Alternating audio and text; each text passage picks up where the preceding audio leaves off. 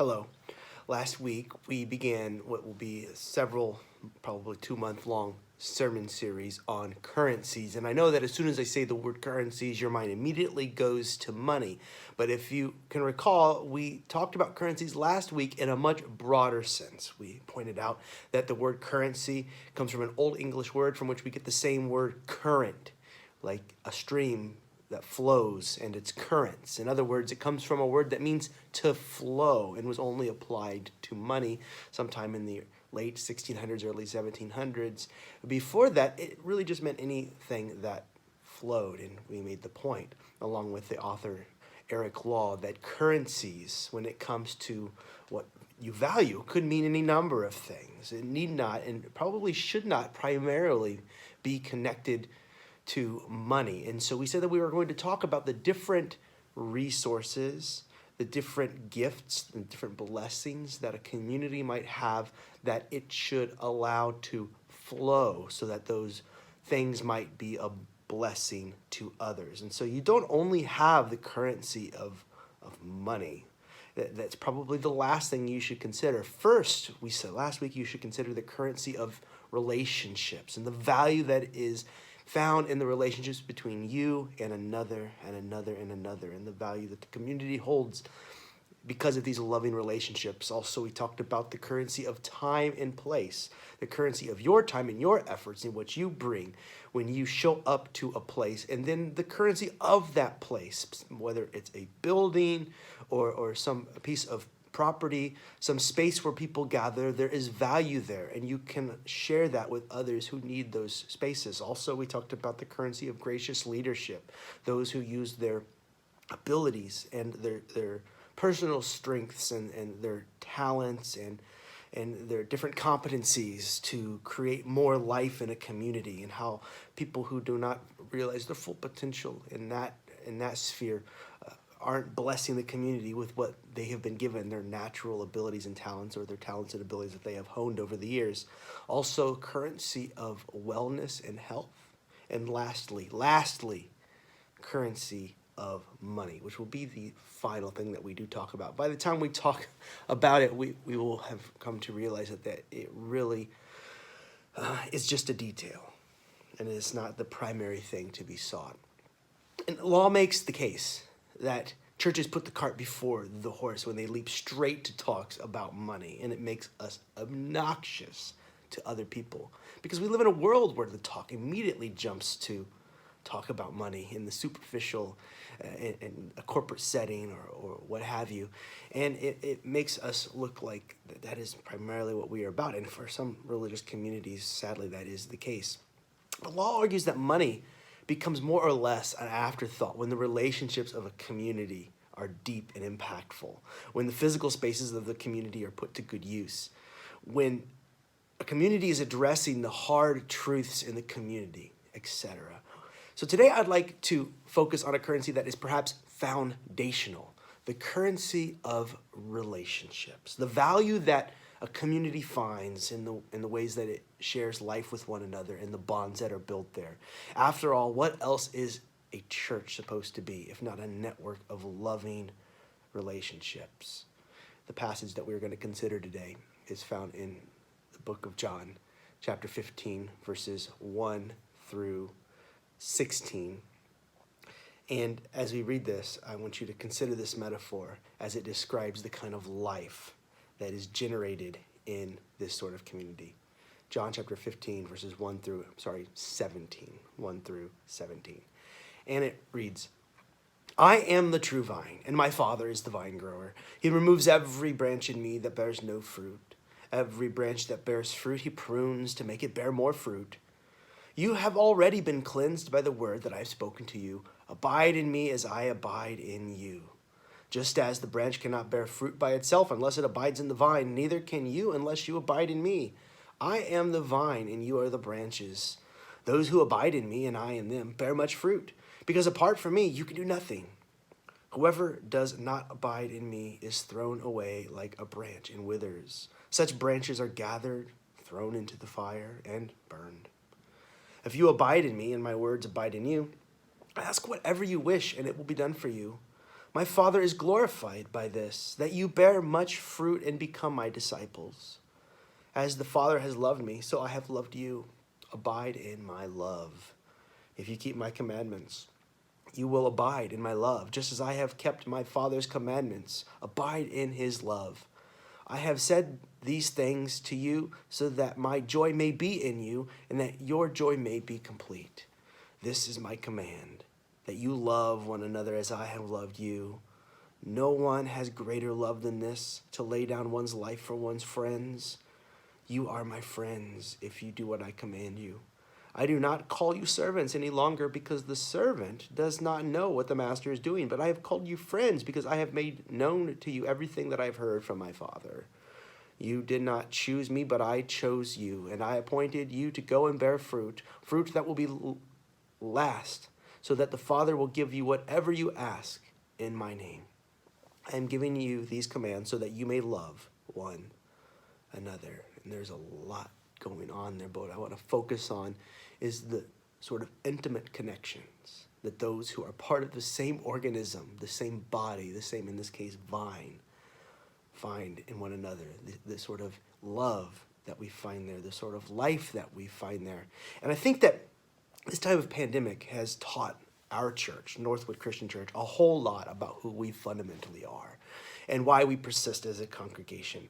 When we were first called out of our sanctuary and into these digital spaces, on Facebook Live, YouTube, Zoom, when the face-to-face interactions were made difficult and relationships needed to be mitigated by way of phone calls and online conversations, we discovered something about Northwood's deepest self. Something that we could not have discovered otherwise, I think. And for that, I am sort of grateful.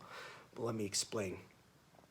Church members can sometimes come to believe that they are the sum parts of their worship service, that they are the sum parts of their sanctuary, even the pews, the choir robes, the organ, all of the things that become normal on Sunday morning, even routine, and for some mundane on Sunday mornings. Churches can come to believe that they are the sum parts of those things, and that is who they are.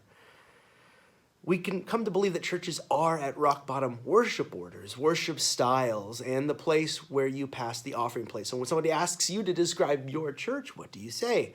Well, we sing like this, and our preacher preaches like this, and our style is like this. That is my church. So many have come to believe that if you are doing these things, then you are being a church, or you are no longer yourself as a church. It's as if our bulletins provide a portrait of our church. You want to catch a snapshot image of who we are? Somebody says, who is Northwood? And so you say, here, let me show you our picture, and you hand them a bulletin. Then they'll see. But aren't we supposed to be more than our worship orders and styles? Isn't Northwood more than a brand or an old story or a memory of times past? Churches must hold in themselves a life that is far richer than these things that I have been describing, as important as they are. So today's text is about this sort of life. At least in part, that's what it's about, this sort of life, this life in the vine. It uses a metaphor to describe the sort of life that our connections to one another will cultivate. I am the vine, says Jesus, you are the branches. In other words, we are connected and we share the same life source. And eventually the same narrative, the same stories, life together. We are a community that has been organized around the life and principles that Jesus brought into the human experience. We try to connect to Jesus Christ, understand his life-giving ways, and produce fruit like he did. And the most obvious fruits being acts of love that change the lives of others and changes the world. That's what bearing fruit means. It's what is meant to happen on the vine. We are to commune with one another and then love one another and bear fruit that is obvious to others. Loving actions, loving kindness, and all that comes from life-giving community. But to remain in the vine with Jesus, as he commands us to try to do in this text, is to remain connected to one another, which I know is difficult during a pandemic, but we're trying. We are each a part of the vine, bringing life and sustenance to other parts of the organism. That's what you are here at Northwood, if you can believe it, when it works well. I think that probably Jesus had in mind a grapevine.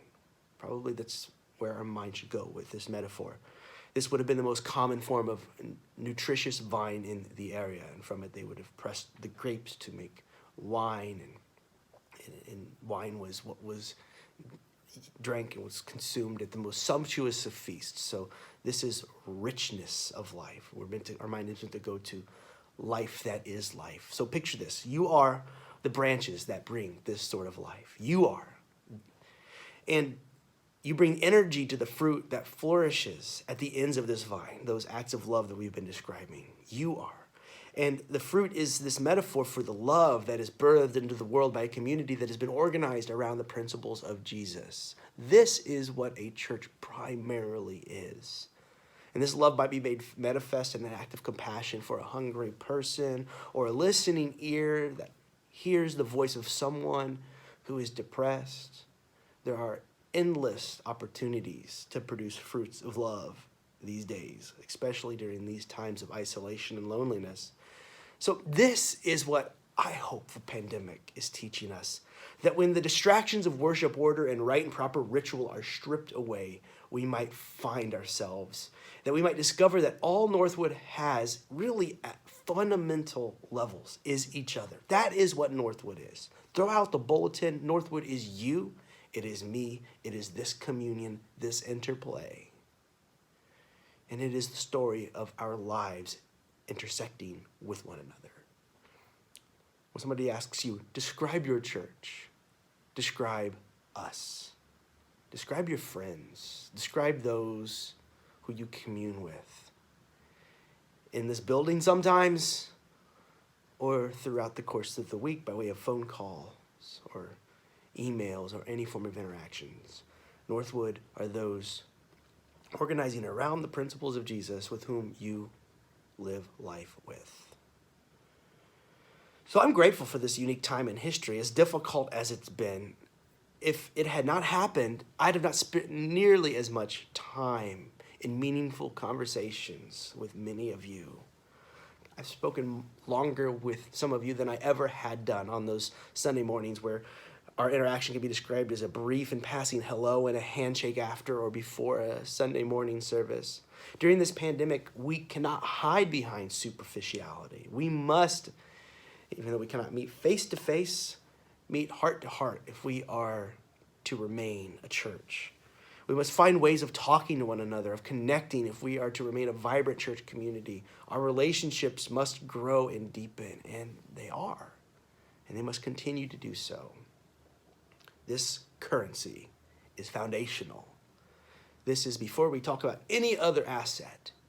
We must talk about and discover who we are together and realize that that is the greatest treasure.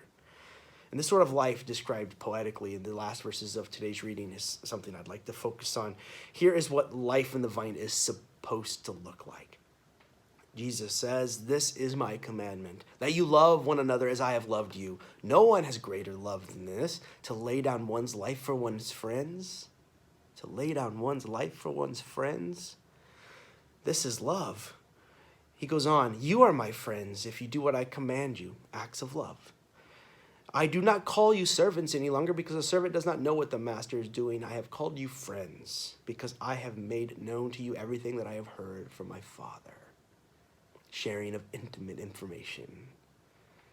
"You did not choose me, but I chose you, and I appoint you to go and bear fruit, fruit that will last, so that the Father will give you whatever you ask in my name. I am giving you these commands, so that you may love one another." This is what it looks like for the currency of relationship to flow. Love is shared. People deemed as less than by a culture are now called friends in this space. Members of this community are willing to lay down their very lives for one another. That is love. This is far more than passing hellos on Sunday morning. This is true life together.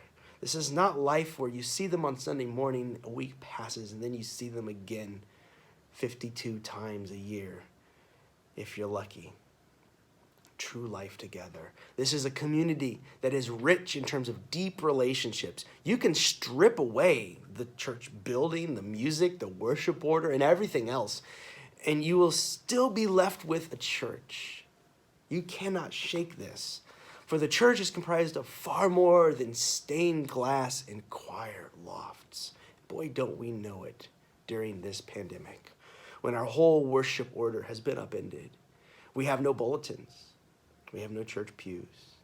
The organ is silent. The piano is silent.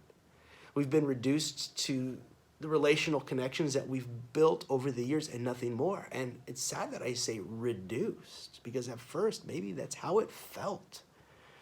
But I should really point out that this is not a reduction, but a returning to basic principles, discovering the currency of our relationships and how not valuable, but essential, valuable and essential, of the utmost importance these relationships are. The bedrock, the foundation of who we are is our relationships with one another. Northwood is not the bulletin. It's not the worship order. It never was the choirs of times past or those memories or the organ piping music into the rafters. You don't need an organ to be a church. Where would the disciples have found themselves if they had needed an organ to be a church? It was, and it is, the warmth behind a voice we hear on the other side of a conversation. Northwood consists in the memories of community service and the imprint that we've made on the lives of congregants past, present, and the lives of community members now and in the future in the surrounding neighboring blocks. And later, as we talk about the currency of truth in the community, we will consider the surrounding neighboring blocks. We can even begin to consider it now as we think about what new relationships we might discover and what new treasures lie just around this place that we call Northwood, people we have not become friends with yet. All of this need for deep relationships has become evident and became evident in the early months of the pandemic. We felt so separated. The vine felt like it was being pulled apart. But we discovered something that was always true with our building or without it, that if we are to remain a church, we need to talk to each other, relate to each other, check in on one another, and care for one another. So our wonderful elders and church leaders each resolved to make phone calls to each and every person in our directory to ensure that no person would fall through the cracks. And that is more than a start. That is, in many ways, what it's all about. And in doing so, today's passage came alive, is coming alive as we continue to remain connected. This is my commandment, verse 12. This is my commandment, that you love one another as I have loved you. Begins with conversations, sharing of the heart with our words as we commune through our words. So I encourage you to do this. After you've heard this, after we're done with this time, go make 5 phone calls or write 5 letters or make contact with someone from your Northwood family or from one of the other life-giving communities that you are a part of. Deepen those bonds. Ask them how they're doing. Find out what they need and try to discover how your church or you can help meet that need and deepen the bonds of that relationship. And in so doing, you will discover a greater treasure. These conversations and ways of connecting are the foundation of who we are. We never were the songs we sang or the some parts of our worship orders. Northwood consists of those individuals who commune with one another in season and out. And when you've done that, call someone outside of your bubbles, outside of those communities. If you're a member of Northwood Christian Church, outside of Northwood Christian Church, and ask them how they are doing. Find out what they need and try to discover how Northwood can help meet those needs. This is how the church is built. It is built on relationships. It is built on our foundational relationship with God as the cornerstone, and then is built after the fact by brick and mortar by way of meaningful relationships that grow over time. The brick and the mortar is secondary.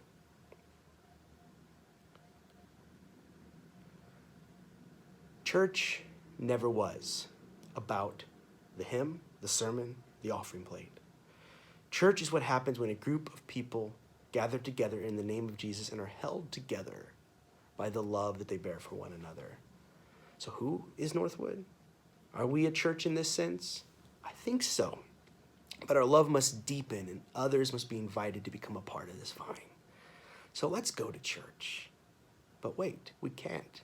The pandemic. No, let's go to church in the way that matters most. Build your relationships with fellow church members. Reach out, deepen the bonds of love between us. Pick up your phone and make a connection. And with these conversations, use them as opportunities to forgive and seek forgiveness if that's what's necessary, but certainly to discover what is going on in the lives of your sisters and your brothers, your friends and your neighbors. Make meaningful relationships, loving relationships, deep relationships. Life is too short for superficiality. And unfortunately, churches are filled with so much superficiality. Life is too short. Let the vine grow. Experience life in the vine. This is how we grow the church. But how will we pay the bills? Shh. Remember, cart before the horse? First things first. First, let's deepen the bonds of love. By the time we come around to conversations about money, it won't be a question of whether we'll bankroll this community of love. It'll happen because those whose lives are transformed by the currency of these relationships that flow will know just how important it is to sustain this life. It's like when families sit around the dinner table and discuss finance. You sit around the dinner table with those that you love, those that you know, and you sit around and you think, the light bill, the mortgage, the water bill, the cost of an oil change. Sure, they add up, but when you look at the faces of your children or your spouse or those that you love most in life, your brother, your sister, you know you'll make it work. Because in the end, nothing is more valuable than the currency of loving relationships that flows abundantly in the vine or around that table. And it can be this way in church as you gather around the communion table with those that you love and the light bill, repaving the parking lot, repairing the baptismal, paying the staff. It all adds up. But when you look into the faces of your brothers and sisters in Christ, your friends and those new neighbors that you've met along the way, those faces that you have walked alongside through difficult times as a part of this loving community called Northwood, you'll make it work, because in the end, nothing is more valuable than the currency of relationships that flows abundantly around the communion table. Life in the vine. The currencies of relationship must flow, must be nourished. And that is how we are the church. And so, when you're done here, pick up the phone and go to church.